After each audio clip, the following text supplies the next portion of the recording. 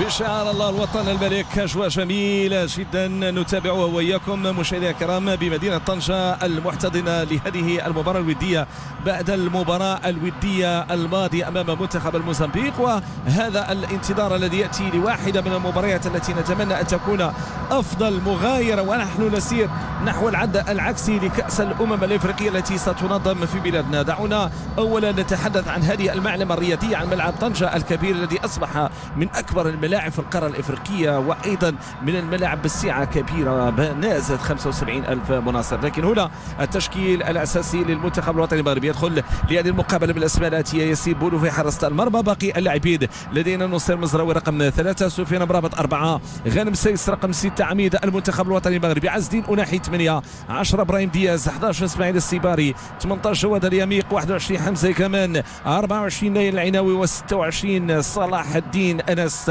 في ثاني مباراة رسمية له رفقة المنتخب الوطني المغربي.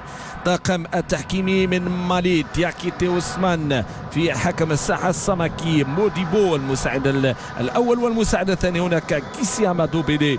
بالنسبة للحكم الرابع فهو الحكم المغربي مصطفى كشاف، ومراقب هذه المباراة فهو محمد زيتون. هذه التشكيله ديال المنتخب الوطني المغربي، ولاعبين اللي كنشوفهم الهجوميه: مزراوي من الجهه اليمنى، مزراوي عمليه الانطلاق يبحث عن كره من الجهه اليمنى، تمريره كاصطدم بالدفاع، الدفاع ينقذ الموقف، وتعود الكره من جديد لصالح المنتخب الوطني المغربي. تمريره الجهه اليسرى عند حمزه كان، او تمريره ديال أناحي، فرصه ديال أناحي كيختار التسديد ديالو المباشر صوب المرمى. يذكرنا بالهدف ديالو الماضي امام منتخب الموزمبيق، وايضا كيذكرنا بالاسلوب ديالو ايقاف الكره والاستعانه بالاطراف ديال المرمى، ثم ايضا اصبح من الملاعب المجهزه. كره ممتازه، محاوله دخول داخل منطقه الجزاء، والتغطيه تاتي من جانب الحارس لان يواصل المشوار بشكل جيد على مستوى الانتصارات، لانه يريد ان يتجاوز 17 انتصارا. الكره بهذه الكيفيه نحو اليسرى، تمريره عرضيه، فرصه جول. الهدف الاول جول. الهدف الاول المغربي ياتي بهذه الكيفيه من الجهه اليمنى، عمليه هجوميه، ونايل العناوي يضع الكره في الشباك معلنا عن اولى اهدافه مع المنتخب الوطني المغربي. نايل العناوي من الجهه اليمنى تعامل مع هذه الكره، لعبها بشكل ممتاز وتمكن من وضع الكره في الشباك معلنا عن الهدف الاول في الدقيقه الخامسه او الدقيقه الرابعه يجي الهدف الاول. هذه البدايه التي تاتي من جانب المنتخب الوطني المغربي. ده 1-0 وداخلين باسلوب هجومي، وهذا الوالد يونس العناوي الاب احد نجوم كرة المضرب المغربية، الابن سجل في الملعب والاب في المدرجات يناصر، والاب في المدرجات يتابع، وايضا نشاهد الطريقه والكيفيه لبناء العمليه الهجوميه من جديد. بحث عن السيباري الجهه اليمنى، كره اختراق، تمريره عرضيه، فرصه الهدف الثاني. يلا نايل العناوي يبحث عن تسجيل الهدف الثاني. تبت قوه، نشوفوا هذه الكره تنفذ اماميه، محاوله مغربيه، فرصه امكانيه تسجيل الهدف جات من جانب السيباري اللي كان بالاساس بتمريره مؤدي. هذه كره اماميه، حتى المواجهات لم تكن كثير بين المنتخبين. رجعنا ل 1972. هذه عمليه هجوميه، كره من دياز، محاوله المرور، العبور، الحكم لم يعلن عن الوطني المغربي. فرصه من جانب أناحي غير الجهه اليسرى، البحث عن الانسلال او تمرير صوب أناحي تمريره ممتازه، صوب دياز، برايم المراوغه، اختراق، تسديده مباشره صوب الحارس. تسديده ديال ابراهيم دياز، لعب الكره ديالو داخل منطقه الجزاء، حاول ما امكن انه يروضها، وبعد ذلك يسدد. المغربي ولا زال بامكانه بجوبته ان يقدم الكثير. كره من الجهه اليمنى، مزراوي تمريره عرضيه جانبيه داخل منطقه الجزاء. بدايه لبناء العمليات الهجوميه بهذا الشكل. محاوله المنتخب الاوغندي الى خارج رقعه الملعب. لاحظوا ان المحاوله واحده جات بهذه الكيفيه، دخول داخل وكيحافظوا على الكره، وهذا هو المهم. وممتاز جميل، هذه تمريره صوب ايكمان بعيد عليه الكره الى خارج. الانسلال ياتي من مزراوي عند مرابط، تمريره ممتازه في العمق، محاوله الاختراق والدخول. الكره بهذه الكيفيه،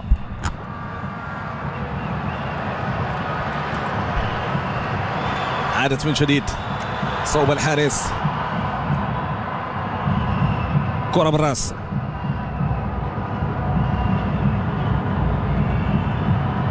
الاخطاء على مستوى التمرير كيف ما تابعنا في اللقطه الماضيه تحديدا. غانم سيس كيبعد الخطر، كره كترجع مغربيه.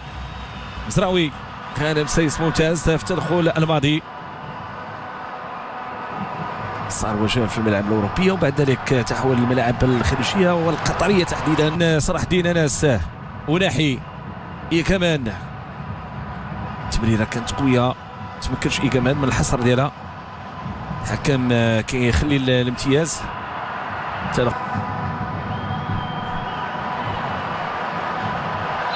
هنا كنشوف جديد لصالح المنتخب الوطني المغربي.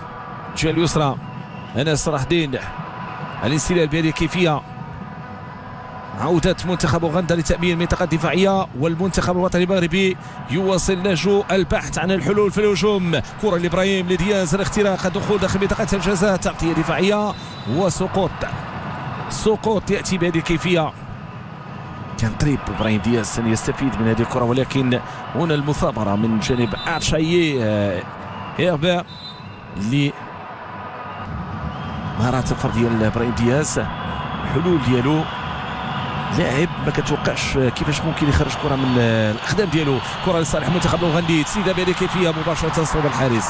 ثاني تسديده المنتخب الاوغندي منذ انطلاقه المقابله. 29 دقيقه هذه ثاني تسديده كنشوفوها وكتجيب. مزراوي ممتاز ممتاز، كيتمكن من المرور بهذه الكيفيه عند ابراهيم دياز. ابراهيم دياز تمرير عند مزراوي، نصير داخل منطقه الجزاء، تمرير عرضيه ولكن تقييم.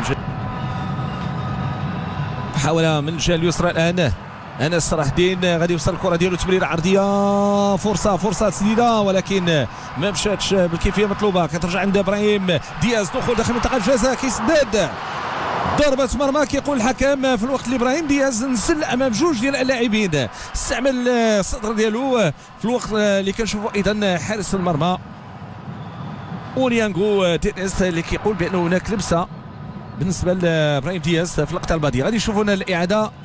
نصير مزراوي استعمل الصدر ديالو، بعد ذلك دخل داخل منطقه الجزاء.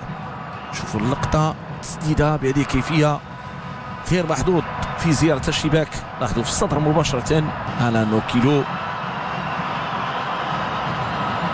في اللقطه الماضيه لم يقدم الاضافه المطلوبه. كره من جديد، محاوله للبناء، البحث عن الانسلال.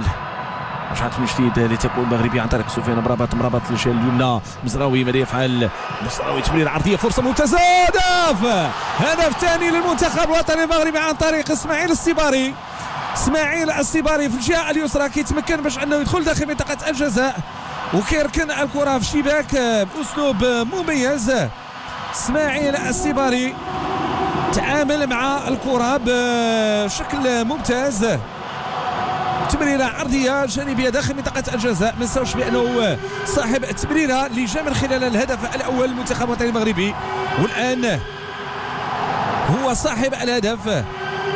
تمريره عرضيه عن طريق نصير مزراوي وكيتمكن من وضعها في الشباك اللاعب اسماعيل السباري. لاحظوا التموضع ديالو، المكان اللي كيتواجد فيه، وايضا كيفاش انه انهى الكره. حاولت من المنتخب الاوغندي ولكن لا تشكل خطوره اطلاقا. هذا كمان حمزه كمان ينطلق عمليه هجوميه لصالح المنتخب الوطني المغربي بهذه الكيفيه. فرصه المرور صوب الصبر. لاعب الافريقيه والعالميه على اعتبار ان لديه اكثر من 82 مشاركه دوليه. كره في الجهه اليسرى، انس صلاح الدين يرفع هذه الكره داخل منطقه الجزاء ومباشره في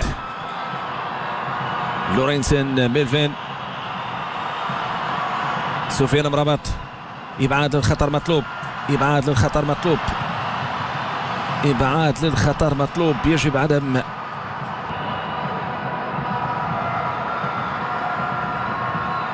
كرة من شنب مزراوي، تمريرة جيدة عن طريق أناحي تسديدة جميلة. الحارس ما تمكنش من ايقاف هذه الكرة. أناحي ملي كياخذ الكرة كيزيد الامام بعد الشيء وبعد ذلك كيسدد بقوة، كان ممكن انه يسجل الهدف الثالث. لاحظوا الطريقة ديال تنفذ هذه الكرة داخل منطقة الجزاء، رأسية، محاولة تعامل مع هذه الكرة ولكن إلى خارج رقعة الملعب.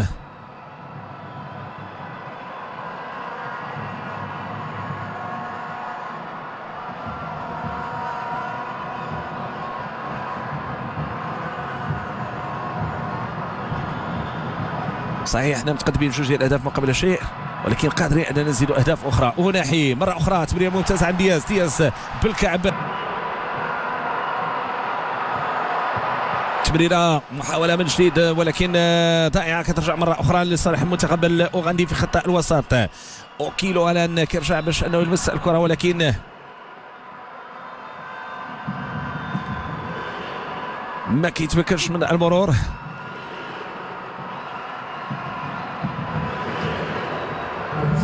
كرة في الدفاع، لاحظوا ايقاع المقابلة. نذكر بأنها مقابلة ودية، المطلوب فيها هو أنك تسجل تخرج منتصر.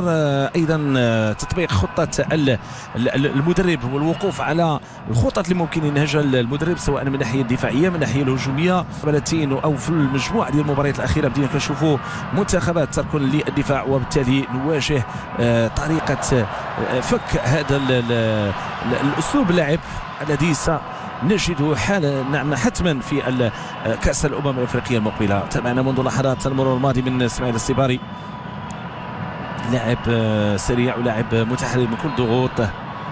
كرة غترجع مرة ثانية لصالح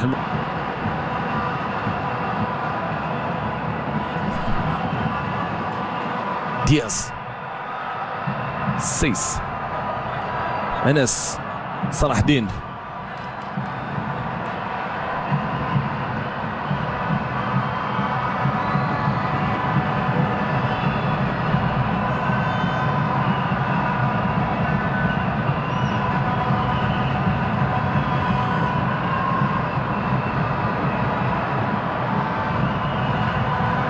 هذه محاولة من الجهة اليسرى عن طريق السباري، اسماعيل السباري، تمريرة داخل منطقة الجزاء، وناحي هي كورتو لم يتمكن من التسديد. عادت من جديد المغربي من كمان يخترق الجميع، يبحث عن التسجيل ولكن ترتطم بالدفاع. عادت المغربية مرة ثانية، كرة من جديد عن طريق ناس صلاح الدين أو نايل العيناوي، كرة لإبراهيم دياز يسدد ولكن الحارس في المكان المناسب. كرة في الركنية والعملية هجومية مغربية، والهدف كان قريب.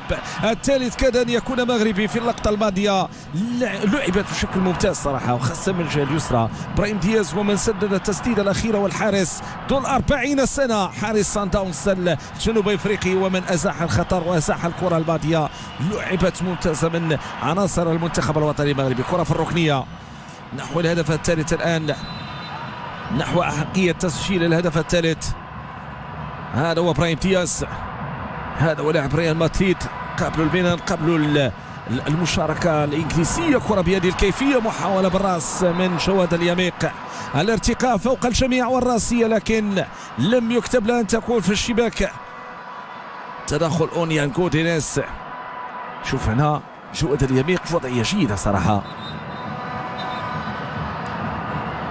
ننسى أن ياسين بونو حاضر في التشكيل الأساسي وفي حراسة مرمى المنتخب الوطني المغربي لقوة أو لعدد المحاولات الهجومية للمنتخب الوطني المغربي. كرة عند إسماعيل السباري، محاولة من الشمال اليسرى عند ناس صلاح الدين، يرفع كرة داخل منطقة الجزاء والحارس في المكان المناسب.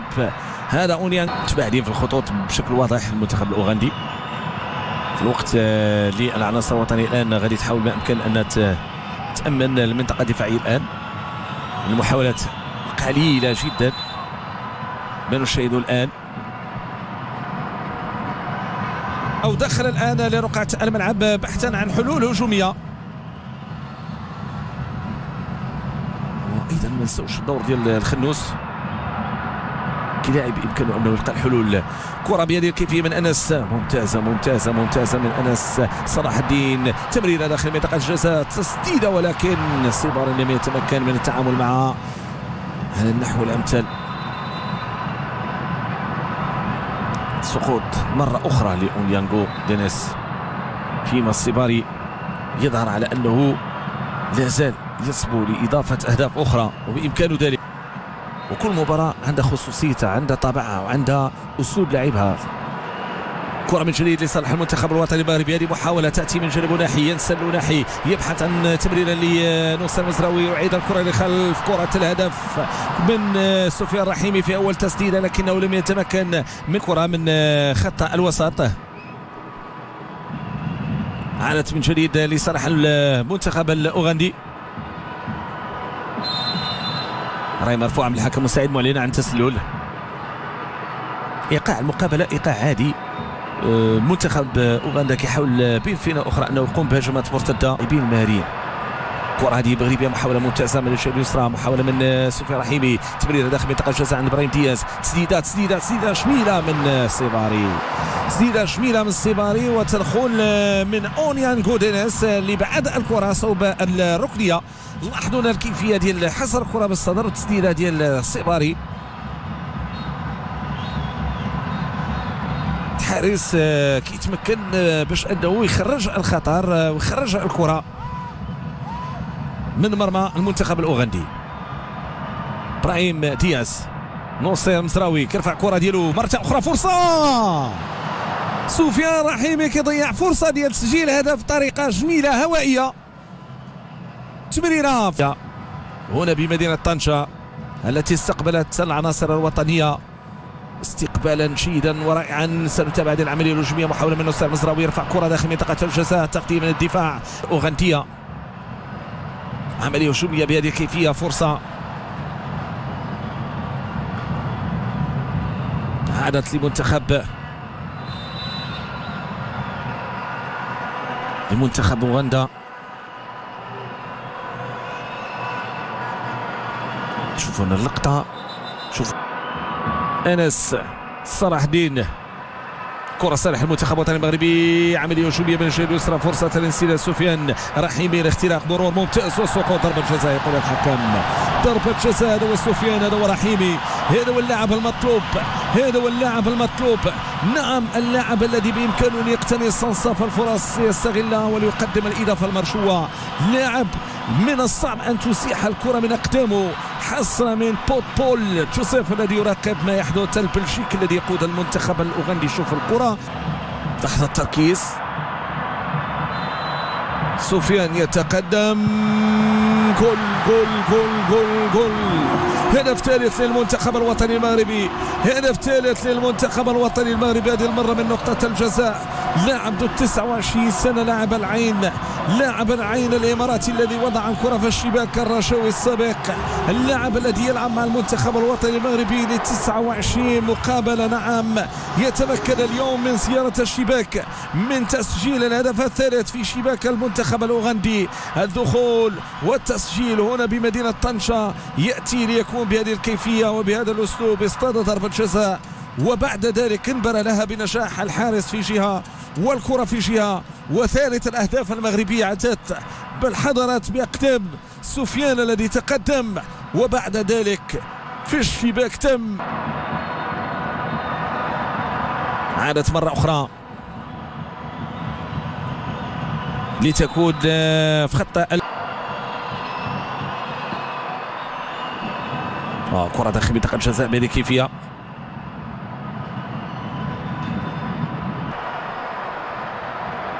عملية هجومية تنطلق من جانب الياس. خماش المراوغة، دخول داخل منطقة الجزاء، فرصة تسديدة، ولكن لم تكن مركزة وموترة من ديوب اللي كان قريب يحاول ما أمكن أن يجد السبيل من أجل الوصول للمرمى، للوصول للشباك. شاهدوا كيف أتت هذه العملية الهجومية، هذه الفرصة. لاعب بالدوري الفرنسي رفقة فريق موناكو، كرة تنفذ، محاولة من جديد لصالح المنتخب الوطني المغربي.